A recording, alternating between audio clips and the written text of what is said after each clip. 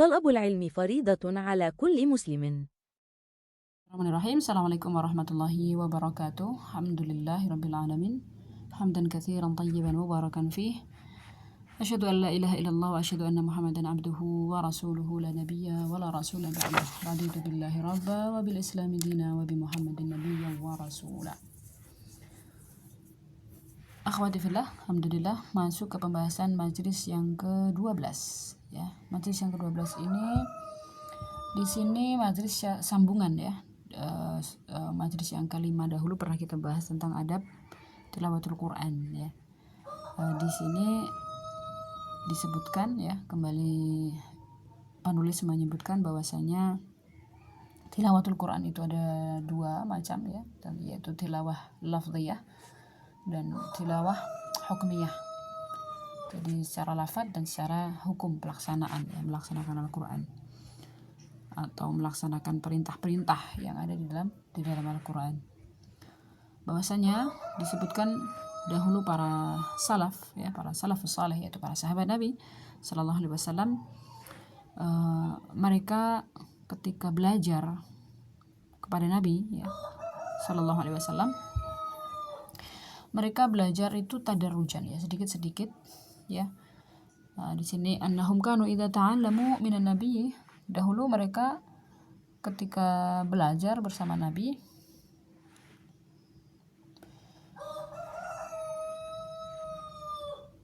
ya, annahum kanu idza ta'allamu minan nabi sallallahu alaihi wasallam 10 ayat lam yatajawazuha hatta yata'allamuha wa ma fiha minal ilmi wal amali qalu fata'allamna al-Qur'ana wal ilma wal amala bi jami'an. Jadi dahulu mereka para sahabat Nabi sallallahu alaihi wasallam tidak belajar Al-Quran kecuali sedikit-sedikit ya, disebutkan hanya 10 ayat ya, 10 ayat dan 10 ayat ini mereka tidak sekedar belajar saja, tetapi betul-betul mereka menguasai. Yata'allamuha ya, minal ilmi wal amali ya. Ada ilmu apa saja, kemudian amalan ya, atau amal yang harus dikerjakannya. Kemudian mereka mengatakan ta'allamna al-Qur'ana wal ilma wal amala jami'an. Jadi dalam ayat tertentu sekaligus para sahabat Nabi sallallahu alaihi wasallam ini belajar secara lafaz dan secara perintah ya, bersamaan gitu ya. Jadi ilmu wal amal, ilmu dan amal sekaligus gitu. Jadi tidak hanya sekedar baca gitu ya, tapi betul-betul mengamalkan isi kandungan ayat tersebut ya. Wa hadha an-naw' min tilawah. Inilah bagian daripada tilawah yang apa? Yang bisa menghadirkan sa'adah ya, kebahagiaan. Disebutkan dalam surah Thaha, fa imma ya'tiyannakum minni hudan famanittaba'a hudaya fala yadhillu wa la yashqa. Ketika ayat datang ya, ayat ini disebutkan huda, petunjuk, famanittaba'a, barang siapa mengikutinya, mengikuti petunjukku, fala yadhillu wa la yashqa, kata Allah, tidak akan pernah tersesat dan tidak akan la yashqa ya, dia tidak akan bersedih ya, tidak akan sengsara gitu ya. Sebaliknya wa man a'rada, yang berpaling, an dzikri. Nah, di sini Allah Subhanahu wa taala ya menyebutkan ayat Al-Qur'an dengan dzikri. Sebelumnya disebutkan dengan petunjuk ya. Fa inna lahu ma'isyatan dhanka. Nanti hari kiamat ya, di akhirat, di alam barzakh, maka dia akan mendapatkan kehidupan yang dhanka ya, sempit, bahkan di dunia juga ya, hatinya sempit. Wa nahsyuruhu yaumal qiyamati a'ma, dan nanti di hari dibangkitkannya manusia ya, mereka akan dibangkitkan dalam kondisi buta ya, a'ma. Kemudian mereka bertanya, qala rabbi lima hasyartani a'ma wa qad kuntu basira. Ya Tuhan kami, kenapa aku buta gitu ya, kenapa engkau membangkitkan aku buta, padahal dahulu di dunia aku bisa melihat. Qala kadzalika atatka ayatuna fanasitaha wa kadzalika al-yauma tunsa. Dahulu itu semua karena perbuatanmu, ketika ayat datang kamu melupakannya, berpaling darinya, maka kami pun hari ini ya melupakanmu, kami berpaling dari kamu, bahkan kami buat kamu buta. Wa kadzalika najzi man asrafa wa lam yu'min. Begitulah balasan dari Allah Subhanahu wa taala bagi orang yang tidak beriman kepada Allah Subhanahu wa taala, tidak beriman terhadap ayat-ayat Allah Subhanahu wa taala. Wal adzabul akhirati asyaddu abqa, dan azab di akhirat itu jauh lebih pedih ya, asyaddu wa abqa, bahkan kekal. Waliyadzubillah. Dari ayat tadi bisa kita ambil satu pelajaran, beberapa pelajaran. Yang pertama adalah thawabul muttabi'in, yaitu thawab, ganjaran ya, ganjaran bagi siapa? Muttabi'in itu adalah orang-orang yang mengikuti petunjuk Allah tadi, mengikuti ayat-ayat Allah tadi ya. Bahwasanya ganjarannya, pahalanya itu sangat besar gitu ya, sangat besar. Disebutkan la yadillu wa la yashqa. Di sini peniadaan sifat sesat. Jadi orang yang mengikuti petunjuk Allah, mengikuti perintah Allah, mengikuti Al-Quran itu disebutkan dia tidak akan pernah tersesat ya, dan kehidupannya juga tidak akan ada tidak akan ada kesengsaraan ya, syaqqa itu sengsara.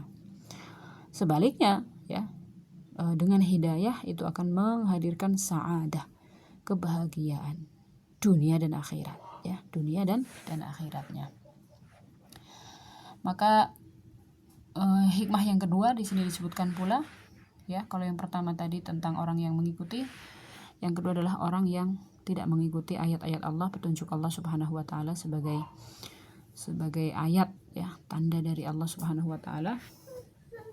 Di sini disebutkan iqab ya. Iqab itu adalah hukuman bagi mereka. Apa iqabnya? Iqabnya adalah jika tadi mendapatkan petunjuk tidak akan pernah tersesat, maka iqab, hukuman bagi orang yang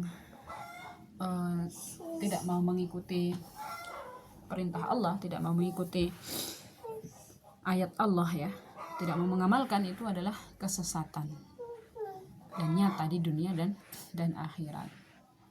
Bahkan ya ditambahkan adanya kehidupan yang sempit. Innalahu ma'isyatan dhanka.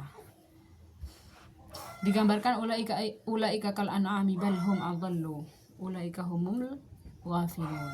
Dalam surah Al-A'raf ayat 179, mereka itulah ya orang-orang yang seperti al-an'am. Al-an'am itu adalah orang yang al-an'am itu adalah binatang ternak ya. Bal hum adall, bahkan mereka lebih sesat dari itu. Artinya nggak ada manfaatnya hidup dia di dunia ini. Kalau al-an'am saja ya, an'am saja atau bahimatul an'am, binatang ternak, itu masih ada manfaatnya di dunia ya kan, sebagai bentuk nikmat untuk orang-orang yang beriman ya.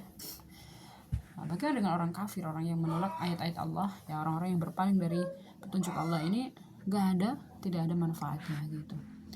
Lahu ma'isyatan dhanka ya, kesempitan di alam barzah ya, di kuburannya, dan yang paling sengsara adalah nanti ketika dibangkitkan dalam kondisi buta ya. Bagaimana kita tidak bisa kita bayangkan ya, buta di dunia saja, mungkin dia masih punya keluarga yang mungkin bisa dijadiin untuk membantunya ya, sebagai orang yang bisa membantunya. Akan tetapi di akhirat jika kondisi buta, Allah Subhanahu wa taala mengatakan wa nahsyuruhum yaumal qiyamati ala wujuhihim umya wa bukma wa summa ma'wahum jahannam kullama khabat zidnahum sa'ira. Subhanallah. Nanti di hari kiamat kami akan bangkitkan mereka ya, dan wajah-wajah mereka dalam kondisi buta, bisu ya, tidak bisa mendengar, dan tempat kembalinya adalah neraka jahanam. Waliyadzubillah. Kemudian hadis Nabi Shallallahu Alaihi Wasallam menyebutkan bahwasanya Al-Quran hujjatun alaika wala alaika, hujjatun laka au alaika. bahwasanya Al-Quran itu bisa menjadi satu hujah untuk kita di hadapan Allah Subhanahu wa taala, atau sebaliknya bisa menjadi bumerang ya bagi para pembacanya. Wala'iyadzubillah, mungkin itu saja yang menjadi pembahasan kita. Assalamualaikum warahmatullahi wabarakatuh.